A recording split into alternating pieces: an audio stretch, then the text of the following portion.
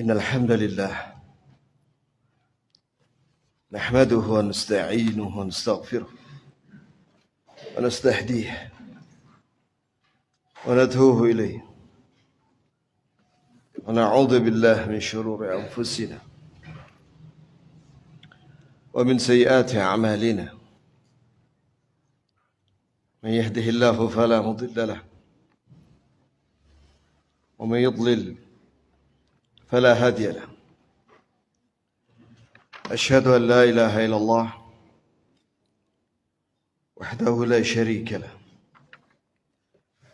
وأشهد أن محمدا عبده ورسوله صلى الله عليه وعلى آله وصحبه ومن تبعهم بإحسان إلى يوم الدين وسلم تسليما كثيرا. اللهم ارزقنا علما نافعا ورزقا طيبا وعملا متقبلا.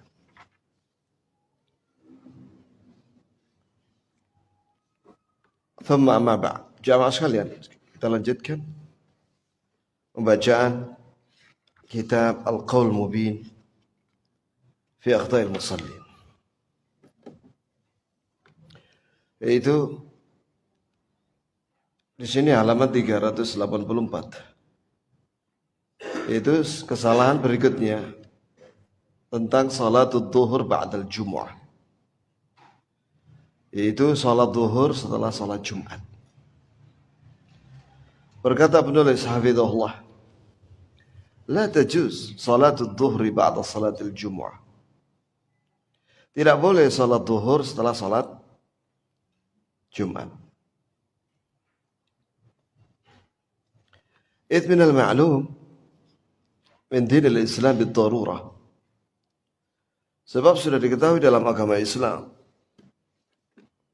أن الله تعالى لم يفرض على عباده صلاة فريضة في وقت واحد. Bahwasanya Allah Ta'ala tidak mewajibkan kepada hambanya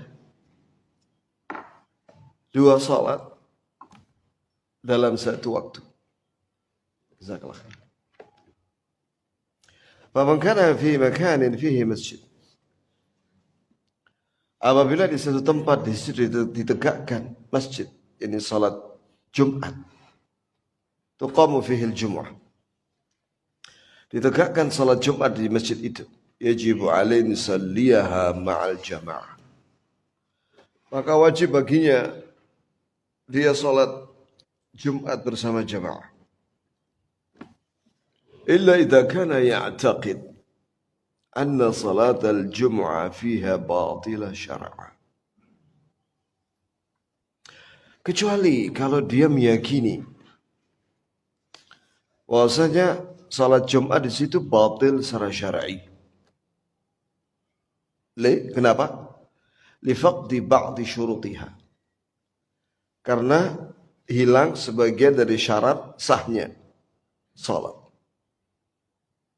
Misalnya imamnya orang Syiah, khatibnya, ya, yang mana orang Syiah wudunya tidak sah, wudunya tidak sah. Kenapa ya kawan? Siapa yang tahu jawabannya? Kenapa orang Syiah wudunya tidak sah ya kawan? Ada yang tahu kah?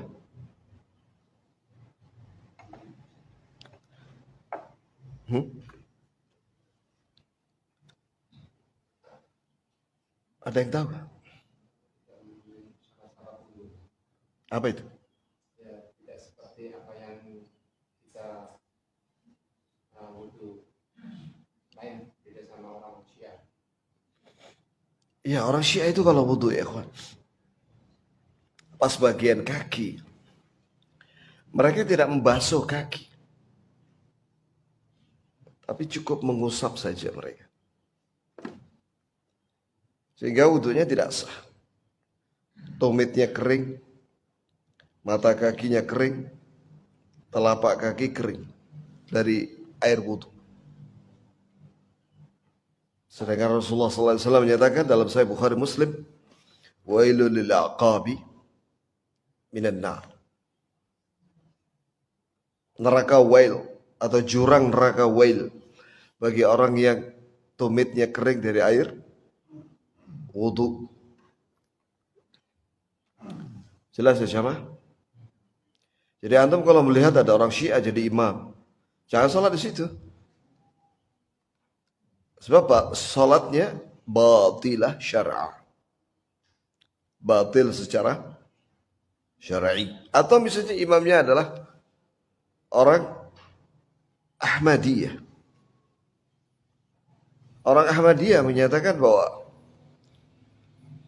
ada nabi setelah Nabi Muhammad, yaitu Mirza Ghulam Ahmad. Maka salat di belakangnya Ahmadiyah tidak sah. Atau dia kehilangan rukun-rukunnya. Salatnya cepat sekali ya. Kemarin kita di bandara Juanda. Salat zuhur asar jamak. Karena ada yang jadi imam, saya ikut sama anak saya. Ya Allah, cepatnya, tidak bisa kita ngikuti dah. Akhirnya saya mau faraqah. Saya belum baca Al-Fatihah, dia sudah ruku. Akhirnya saya salat bersama anak saya. Nah, yang seperti itu, antum meyakini bahwa dia tidak tumaknina dalam salatnya, maka jangan diteruskan salat bersama dia. Antum mufaraqah saja. Niat berpisah dari dia. Bikin jamaah sendiri. Begitu ya, akhwan. Bifaqdi ba'di syurutiha. Wa hina idza la yujuz lahu in salliha. Ya, jika ada imam salat Jumat dia kehilangan syarat sahnya, maka tidak boleh salat di belakangnya. Li'annahu syuru' fi ibadatin batilah. Sebab orang itu berarti imam itu telah mengawali salatnya dengan batil, ghair masyru'ah, tidak disyariatkan fi i'tiqadi, dalam keyakinannya. Wa in kana mukhti'a wa isyan lillahi ta'ala. Apabila imam itu tidak batal salatnya tapi keliru salatnya, salah, ya, maka itu maksiat kepada Allah. Wa idza 'asa wa shallaha mu'taqidan butlanaha tabqa salatu adh-dhuhri muta'alliqah bi dhimmati. Tapi apabila kesalahan orang imam itu sampai diyakini oleh makmum bahwa salat Jumatnya batal, maka dia tetap punya kewajiban salat zuhur. Karena imamnya batal salatnya menurut keyakinannya. Fa'alaihi an yusalliha. Maka wajib baginya dia untuk salat zuhur. Walaysa lahu an yuqim ma'a ghairihi jama'ah ukhra. Dan tidak perlu dia salat zuhur berjamaah. Sendiri-sendiri aja. Li'annahu tafriq baina haula wa baina ikhwanihim al-muslimin. Sebab karena sebagian dari kaum muslimin kan tidak tahu bahwa imam itu salatnya batal.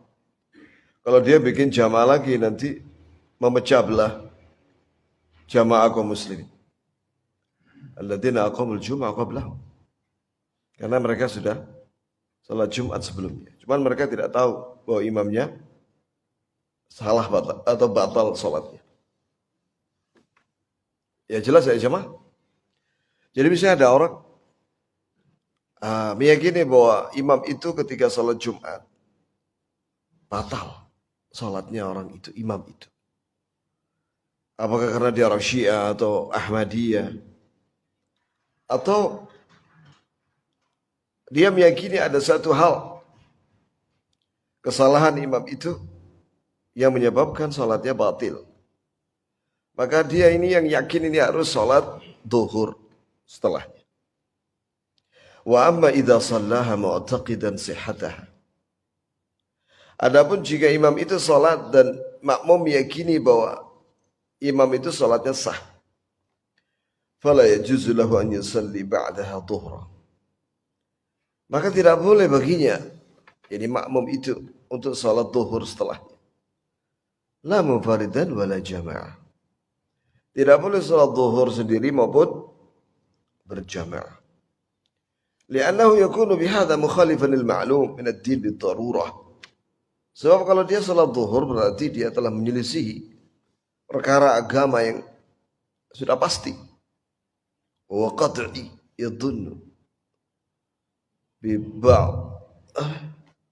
dhanni ba'd al-fuqaha. Yaitu dia meyakini suatu hal yang pasti bahwa salatnya sudah sah. Ya. Maka tidak boleh lagi dia salat zuhur. Walam yunqal lana anna ahadan min as-sahabah aw ulama as-salaf al-mujtahidin salat zuhra ba'da al-jum'ah.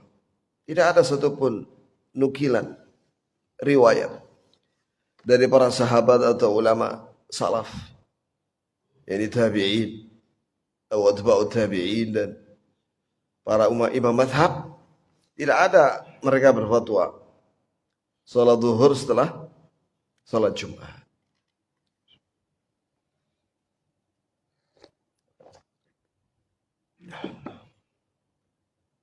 Kemudian jawab sekalian,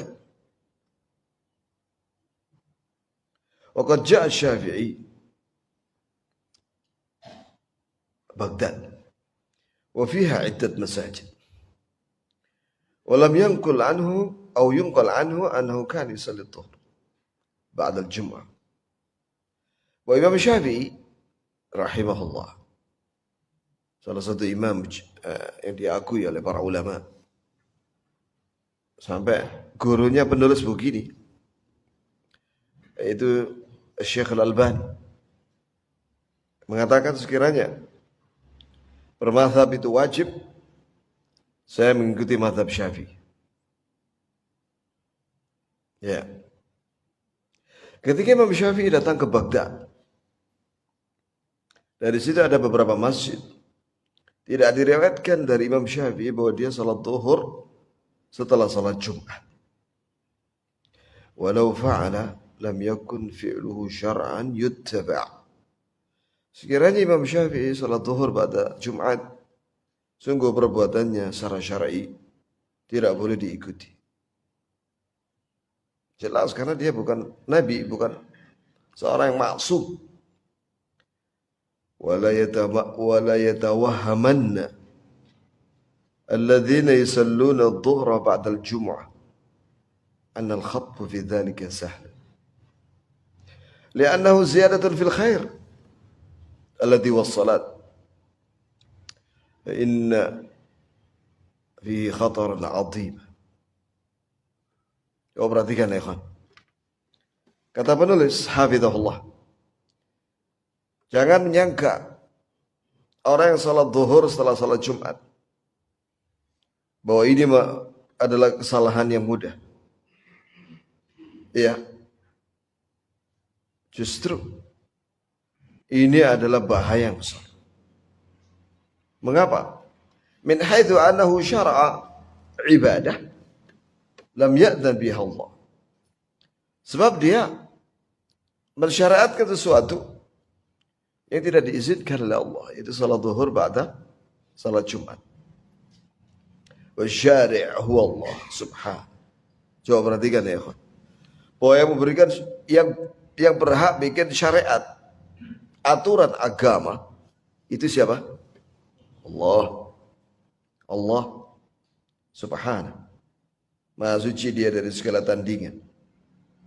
Faman ahdatha fi syar'i syai'a, siapa yang bikin syariat baru ya dalam agama, faqad ja'ala nafsahu syarikan lillahi fil uluhiyyati, maka dia telah menjadikan dirinya tandingan bagi Allah ya dalam uluhiyah, itu ibadah, atau rububiyatih, atau dalam bab rububiyah.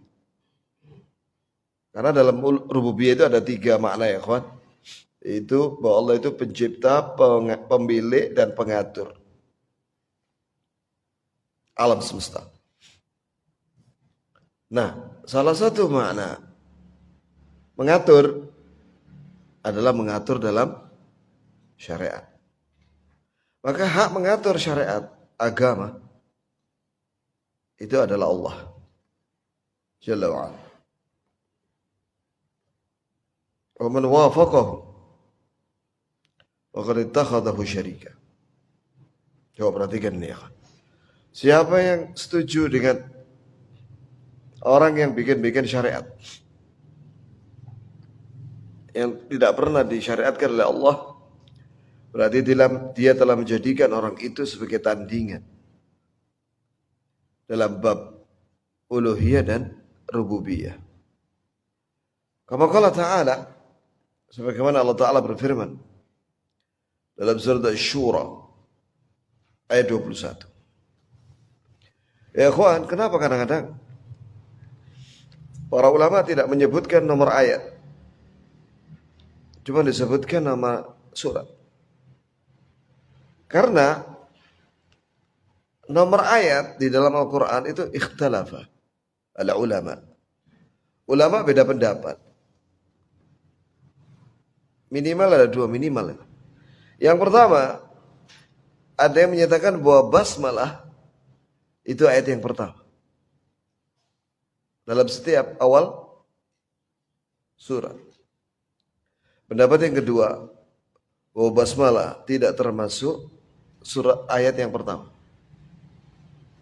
Tapi dia tercantum di dalam mushaf Utsmani, yang itu perintah dari Allah kepada Jibril. Allah Ta'ala kepada Jibril alaihissalam menyampaikan kepada Nabi SAW bahwa bismillah itu harus ada di setiap awal surat. Cuman tidak dikasih nomor.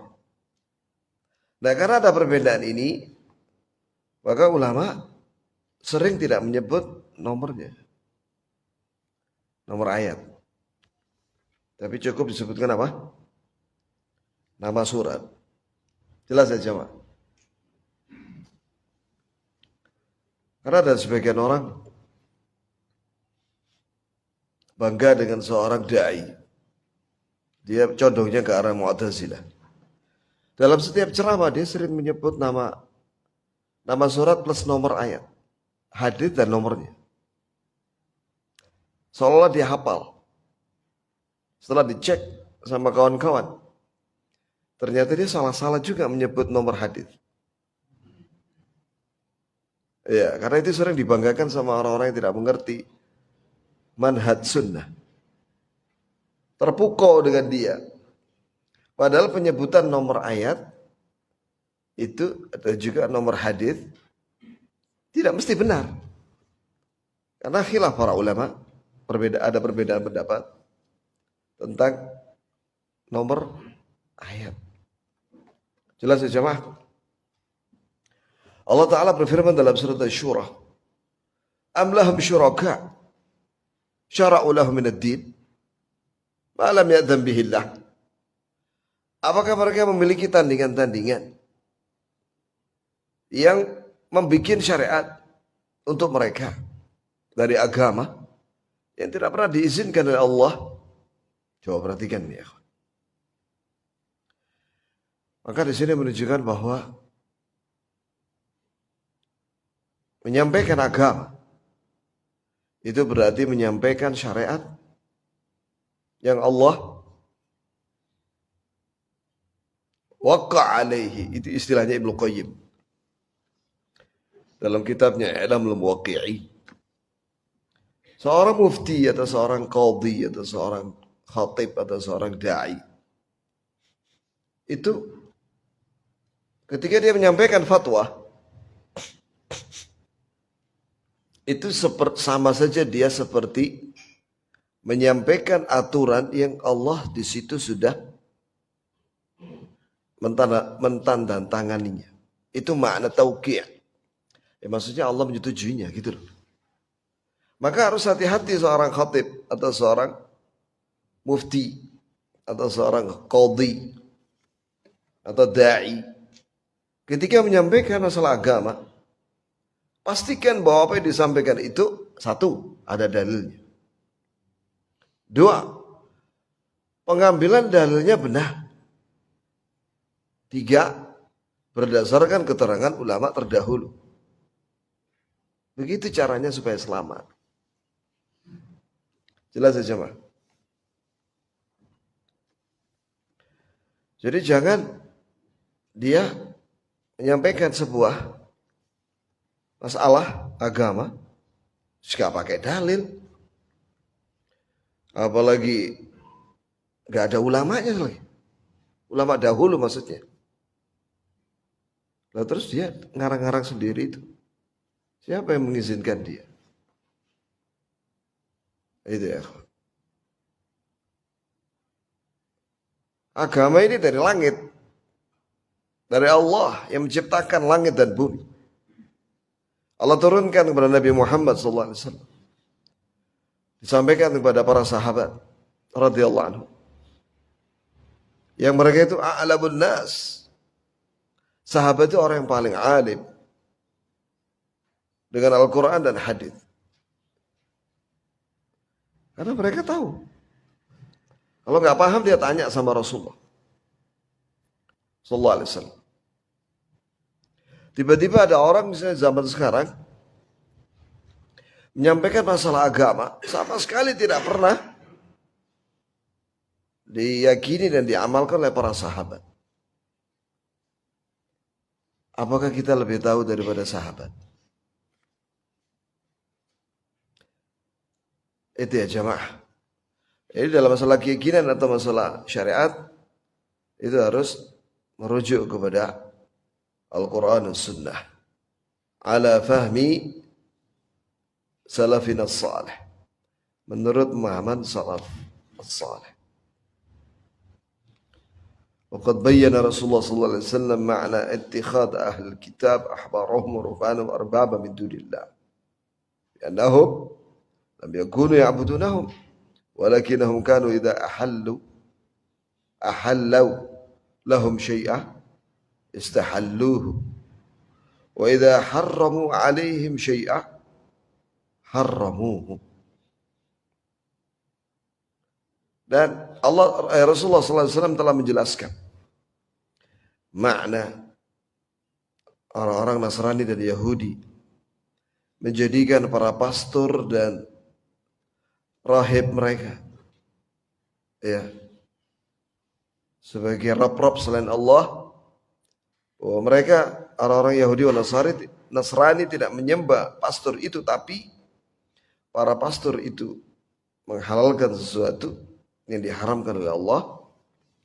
Mereka pengikutnya itu menghalalkan saja. Jika para pastor itu mengharamkan sesuatu atas mereka yang Allah menghalalkan, mereka ikut mengharamkan. Jelas ya jamaah? Ini namanya syirik apa ini? Siapa yang tahu?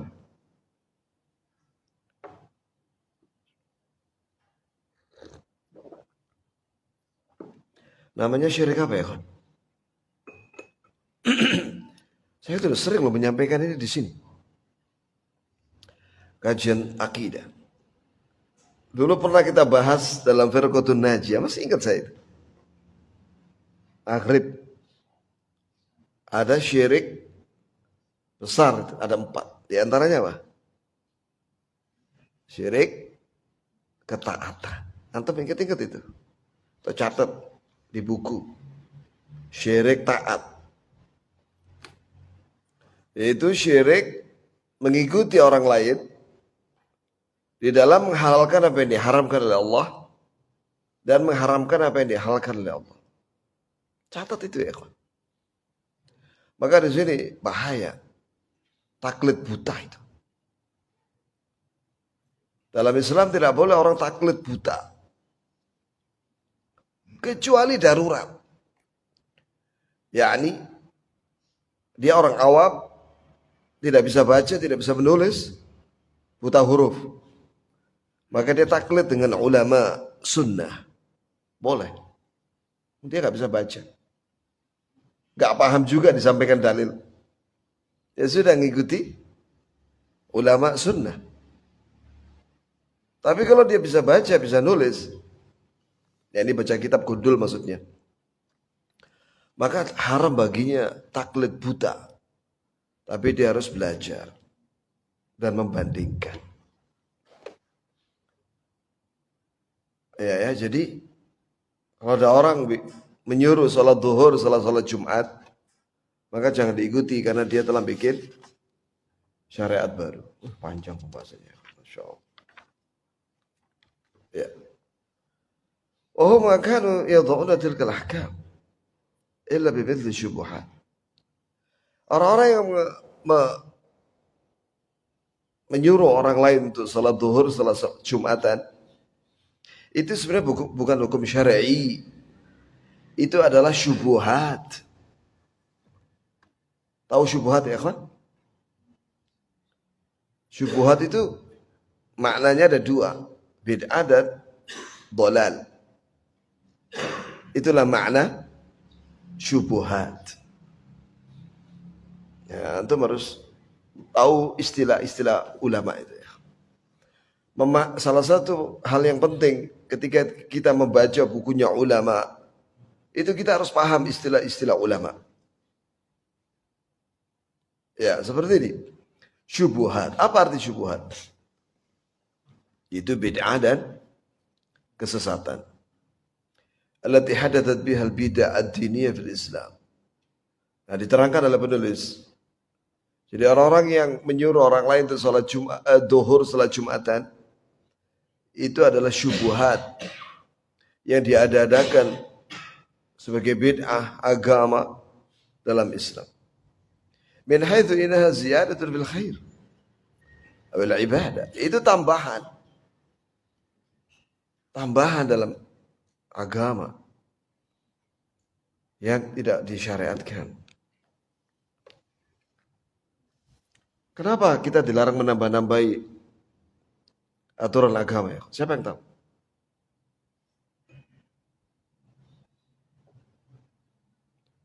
Hah? Oke. Apa? Menambah itu kenapa dilarang dalam agama? Kenapa?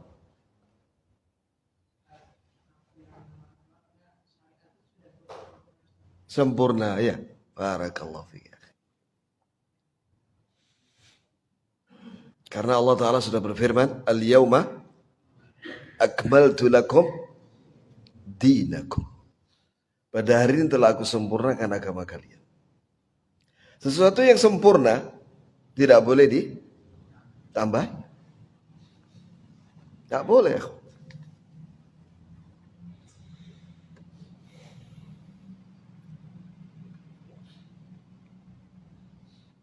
Mara ada jamaah umroh cerita bahwa dia bisa bertahan ada temannya bertahan di rawa-rawa selama seminggu.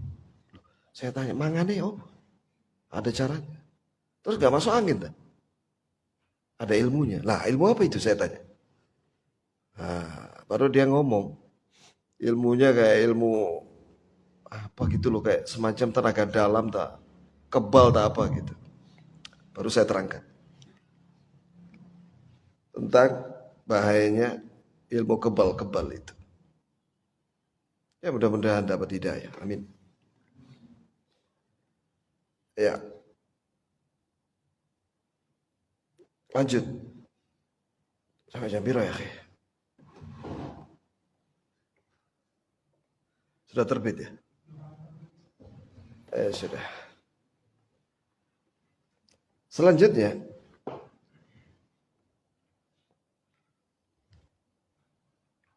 كتب البجيرمي على قول الشيخ زكريا الأنصاري في المنهج وألا يسبقها بتحرم ولا يقارنها في جمعة بمحلها إلا إن كثر أهله وعسر اجتماع بمكان ما نصه أي كثروا بحيث اجتماعهم بأن يحصل لهم مشقة من اجتماع لا يحتمل ما لا يحتمل أي اجتماع من يجوز له حضور الجمعة وإن لم تلزمه فيدخل فيه الأرقاء الصبيان والنساء. وعلى هذا القول يكون التعدد في مصر كله لحاجة فلا تجب الظهر حينئذ كما نقل عن ابن عبد الحق. Ya, berkata Al-Bujairami, baru dengar saya nama orang ini ya. Mengomentari pernyataan dari Syekh Zakaria Al-Ansari dalam kitabnya Al-Manhaj. Ya. yakni apabila suatu tempat itu sudah ditegakkan salat Jumat dan cukup tempatnya, maka tidak perlu diadakan ta'addud jama'atil Jumu'ah. Yani tidak perlu ada lagi salat Jumat berikutnya. Karena sudah cukup tempatnya. Kecuali jumlahnya sangat banyak. Sehingga tidak mungkin terkumpul dalam satu kali Jumatan, salat Jumat. Ya. Itu ya kawan. Saking penuhnya sehingga dibutuhkan ta'addud. Adanya afwan. Sehingga dibolehkan adanya beberapa tempat untuk sholat Jumat. Nah, jadi begini jamaah. Dulu itu satu kota itu satu masjid jami' untuk sholat Jumat. Dulu.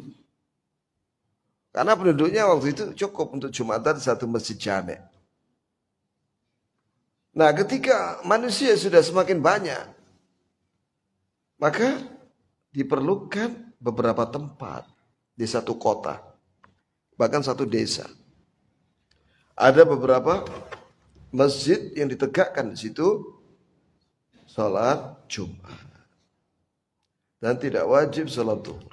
Yani ada sebagian orang beralasan karena masjid jami' itu sudah tidak muat, maka yang lainnya dibolehkan untuk salat zuhur. La ya akhi.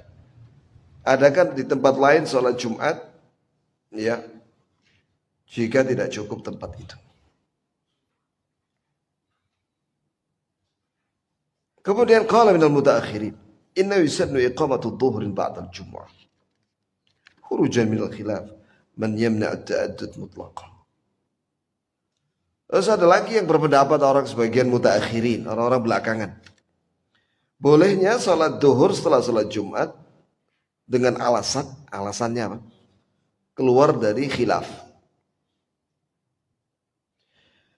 terhadap orang yang melarang adanya ta'addud mutlaqah. Ta'addud yakni melarang adanya sholat Jumat di beberapa tempat, di satu wilayah, kota atau desa. Maka jawaban dari Syekh, ini perkataan tidak benar. والحاصل أن المنع من جمعتين في مصر واحد كان لأن من شرط صلاة الجمعة ألا يقع مثلها في موضع واحد أو أكثر. فمن أين هذا؟ وما الذي دل عليه؟ Kesimpulannya, orang yang melarang adanya dua lokasi Jumatan di satu kota dengan alasan harus di satu tempat, tidak boleh lebih dari satu tempat. Itu enggak ada dalilnya. Fa in qulta hadithul jum'ah liman sabaq. Jika kalian berdalilkan dengan hadis bahwa Jumat itu bagi yang sudah duluan menegakkan Jumat di satu tempat itu. Qultu hadza laysa bi hadits. Ini bukan hadis kata Syekh. Wala aslallahu minas sunnah, dan tidak ada asal usulnya dari sunnah. Wa innama huwa ra'yun li ba'dhi mutaakhir Syafi'iyah.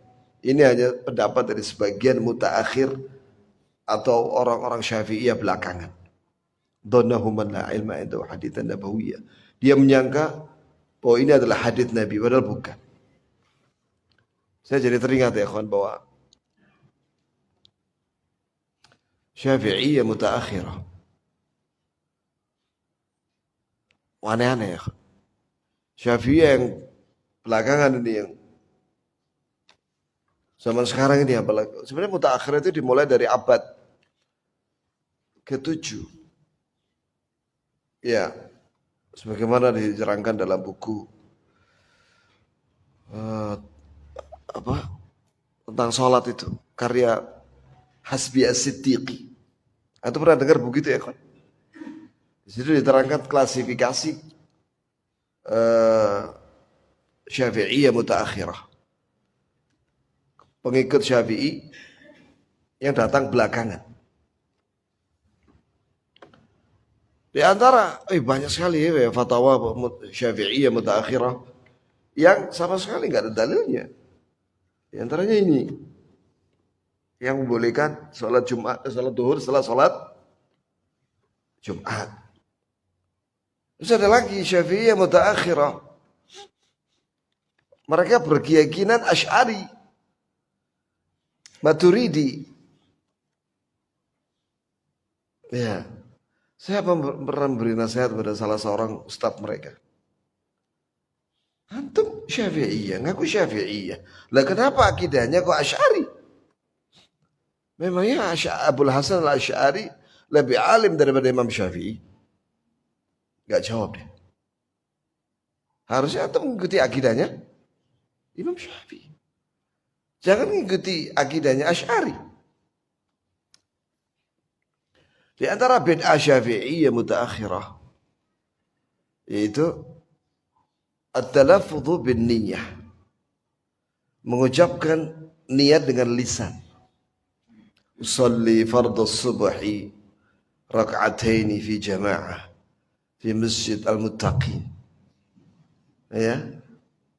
Lillahi ta'ala. Nah, itu enggak ada dalilnya ya.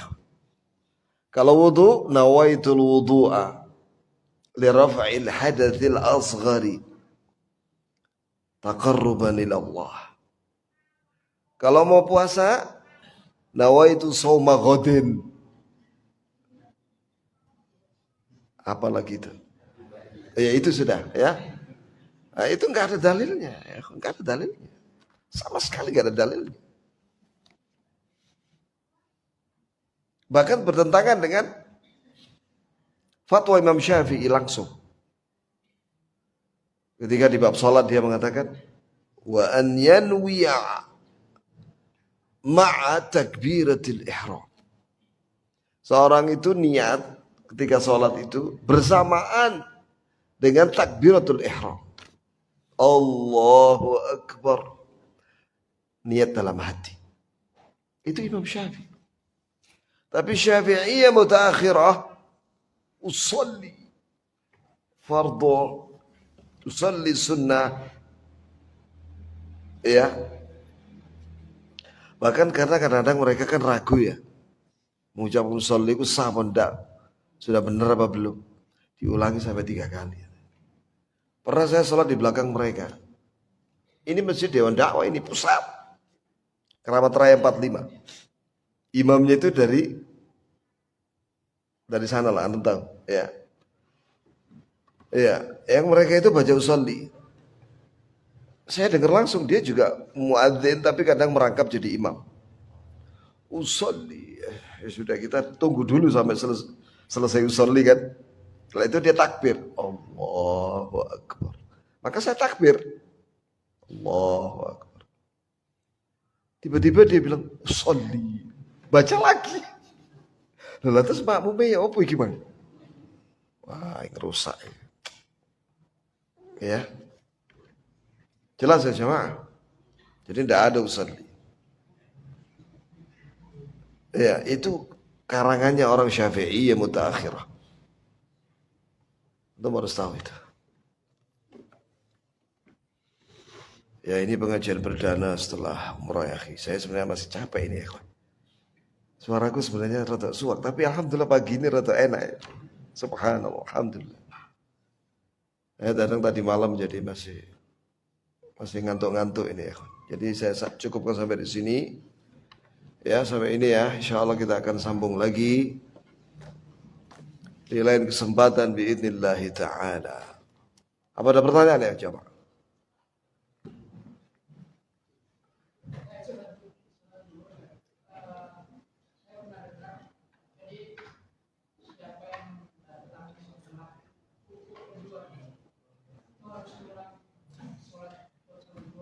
Nah, bahkan kalau misalnya dia telatnya itu mendapati imam tahiyat akhir salat Jumat, tetap dia sah salat Jumat. Lanjutkan 2 rakaat saja.